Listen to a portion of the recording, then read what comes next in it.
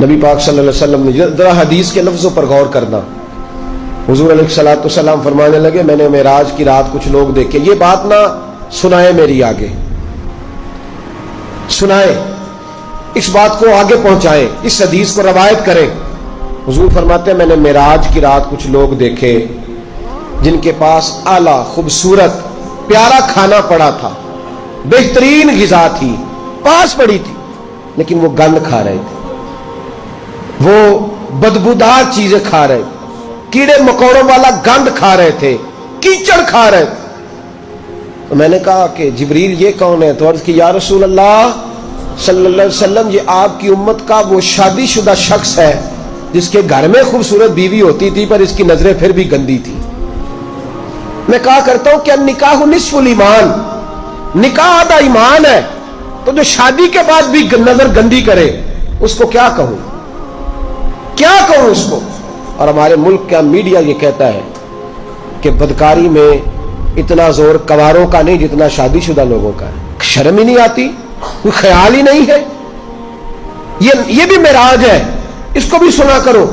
نبی پاک صلی اللہ علیہ وسلم نے ارشاد فرمایا کہ وہ گند کھا رہے تھے اس لیے کہ ان کے گھر میں جوان خوبصورت بیوی ہوتی تھی پر وہ گندی نظریں کرتے تھے.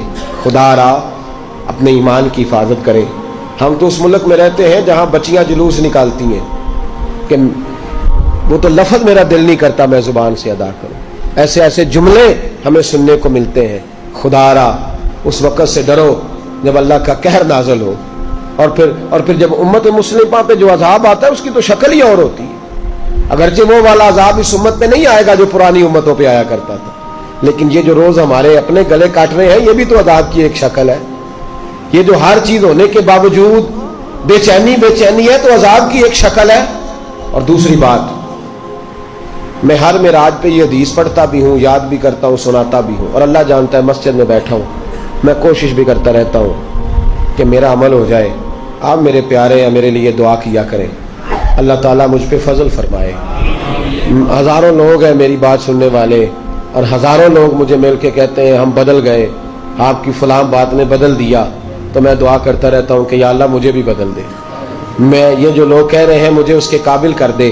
میرے نبی پاک علیہ الصلوۃ والسلام نے فرمایا میں نے معراج کی رات کچھ لوگوں کو دیکھا، ان کی زبانیں کینچیوں سے کاٹی جا رہی تھیں، چیخ رہے تھے. میں نے عرض کی مولا یہ کون ہے؟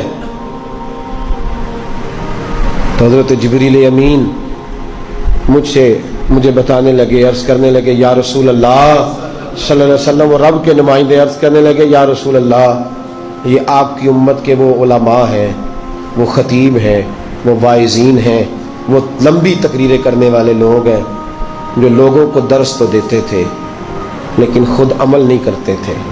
اپنی ان کی تنہائیاں خطرناک تھیں، اپنی ان کی عبادتیں کمزور تھیں.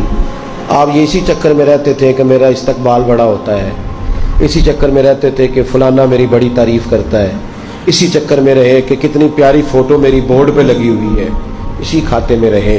یہ دعا کریں یہ احساس نہ پیدا ہو کہ ہم کوئی شے ہے.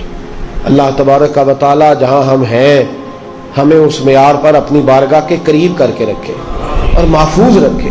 لما تقولون ما لا تفعلون، اللہ فرماتے ہیں وہ بات کیوں کہتا ہے جس پر تو عمل نہیں کرتا.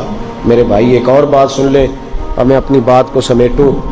محبوب فرمانے لگے کچھ لوگ میں نے ایسے بھی دیکھے کہ جن کی زبانیں اتنی لمبی تھیں کہ لپیٹی جا رہی تھی ان کی وجودوں پہ. اور ایک روایت میں اس طرح ہے کہ وہ اپنے ناخنوں کے ساتھ اپنے وجود کو کاٹ رہے تھے. معراج کی رات دیکھا تو میں نے پوچھا جبریل یہ کون ہے؟ تو مجھے بتایا گیا یا رسول اللہ چغل خور ہے، غیبت کرنے والے، لوگوں کی پگڑیاں اچھالنے والے، پھٹے پہ بیٹھ کے، چوک پہ بیٹھ کے، دکان پہ بیٹھ کے رات کو تنہا میں اس کی غیبت کر. چھوٹا گناہ ہے.